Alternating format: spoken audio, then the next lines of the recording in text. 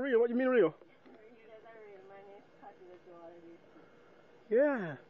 And they didn't do it after and just say it and attack somebody in the There's this picture. Here's his image on there. It's carving. So what's that? His dog? Yeah. His dog. So.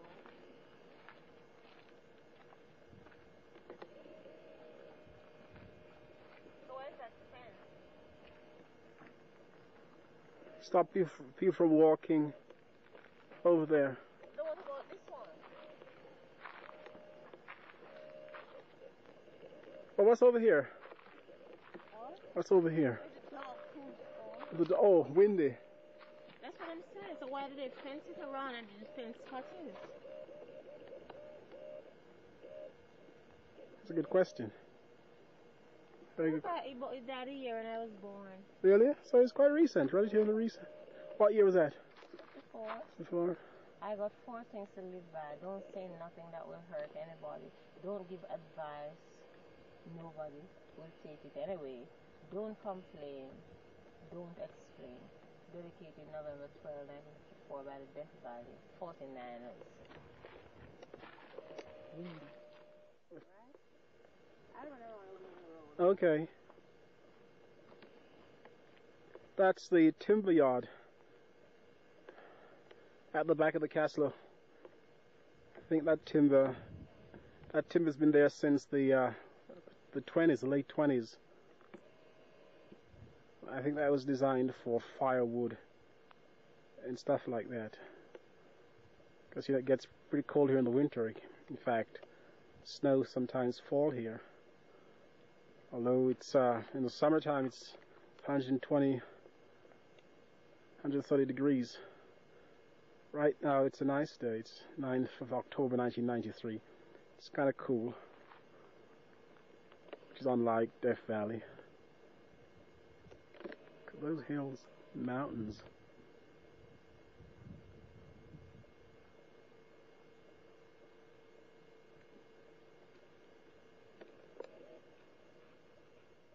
From nowhere,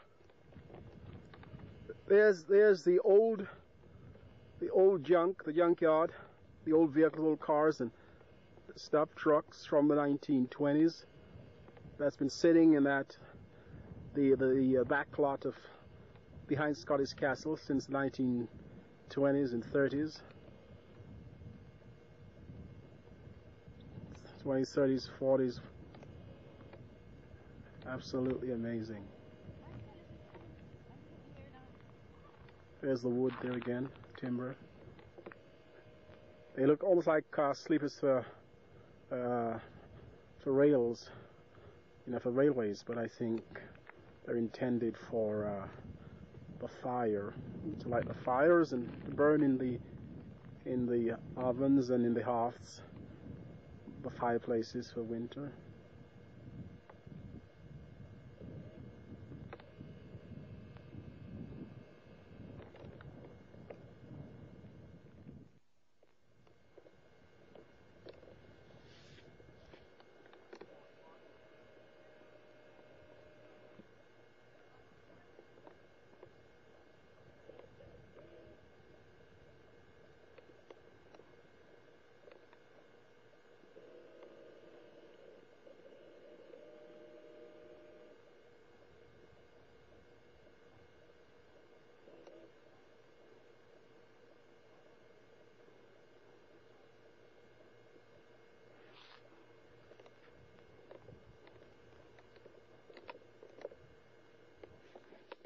To your house. I got a patio. Y'all have a sit, make yourself comfortable. I'm going to have you out here for about 8 minutes.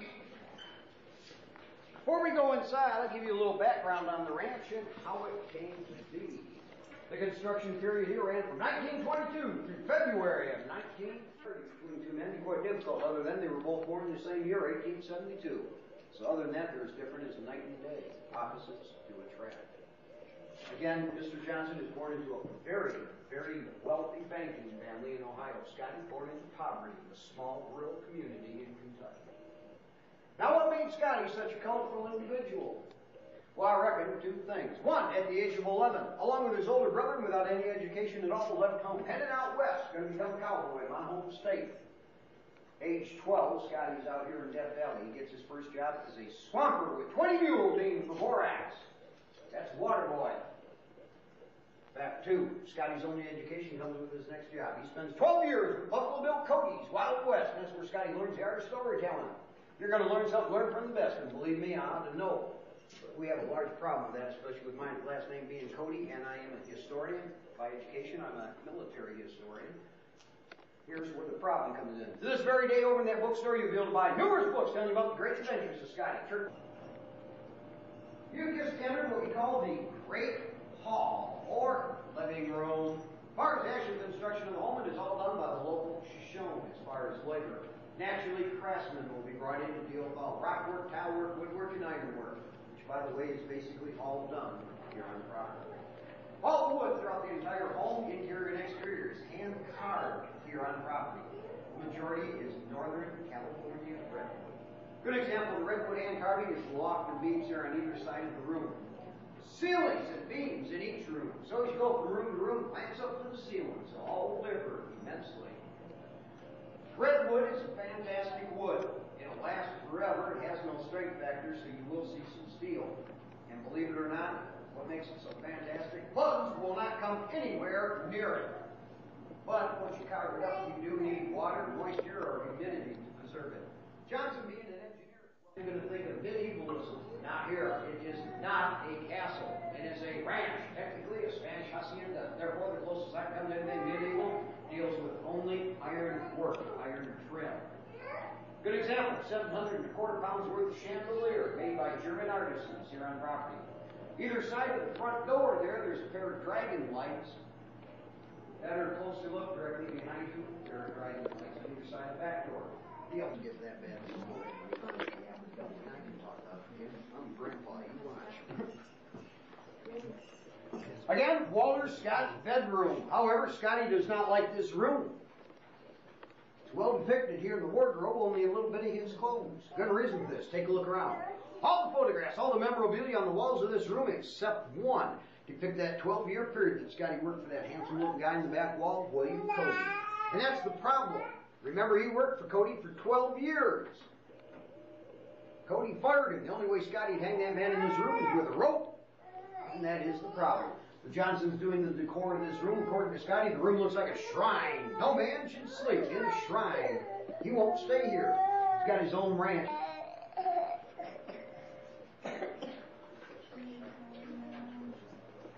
Please put your hand up if you believe that William Cody, Buffalo Bill, rode for the Pony Express. Now, there's a new television program on for the last few years that says, called The Young Riders. Shows second room, the lower music room. Word of caution, note there's a fountain there to your right. No water in it. A swimming pool, that was supposed to be swimming pool, huh? Straight. Then the President of the United States put into service in the lower Colorado River in Black Canyon a new dam, Hoover Dam. From that point on, Mr. Johnson would always tell his visitors, that dam has nothing on this ranch. The building in the direct back of this home is the powerhouse. Hydroelectricity. Water power in the desert. 7.5 kilowatt General Electric pump and water wheel. Turned on every evening about 5:15 to this very day.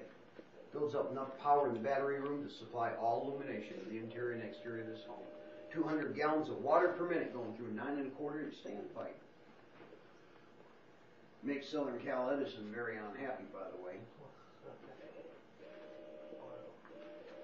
All three of the people involved in this home were born in the same year, again, 1872. That is the Victorian time period. And Mrs. Johnson, coming from a very wealthy family in San Francisco, I read off his shirt. His trademark grayish-white Stetson, white shirt, and red tie.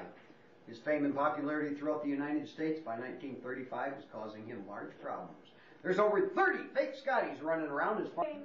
Well, he went to Cornell, so what can I tell you? No.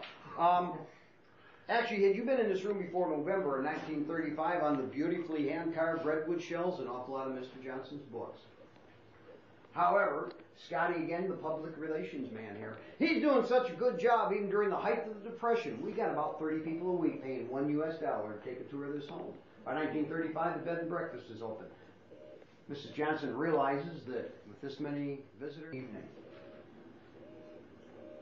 large, ultra-modern kitchen. Ladies, it's where you belong. And wouldn't it be nice to have a large, modern kitchen like this?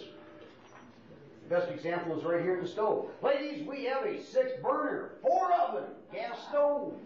Most homes out here were still utilizing wood. Here, gas. Now, it's a bottled gas called rock gas, an actual forerunner to today's propane. However, at that time, it is relatively new, highly unstable. So most of the cooking is done up here at the top of the cookhouse on the wood-burning stove that was brought down here strictly to be kept warm. Another piece of modern technology is right there. Well, not the lady. Hideous. Didn't blend in with any of his so-called Spanish decor. So the redwood cabinet was built around it just to conceal the ugly white box. Can I ask what the corner is over here? Yes, sir. If you look into the bed chamber itself, kind of hard to tell on that angle, but that is a 7-foot long bed to accommodate Mr. Johnson's 6'2" height. To the left of that bed, a very large walk-in closet. Second door back, a very lavishly tiled private bath. Throughout the entire home, one of the most unique items is the people's basketry. Best example of it here in this suite. This is all of the Shoshone, Panama Shoshone.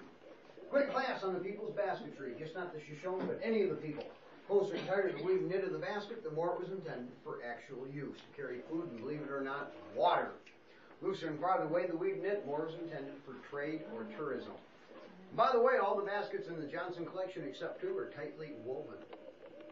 Now, there is one other type of trade basket up there, and it is tightly woven. It's the ones with the lids. See, the people will tell you that a work basket serves no practical purpose.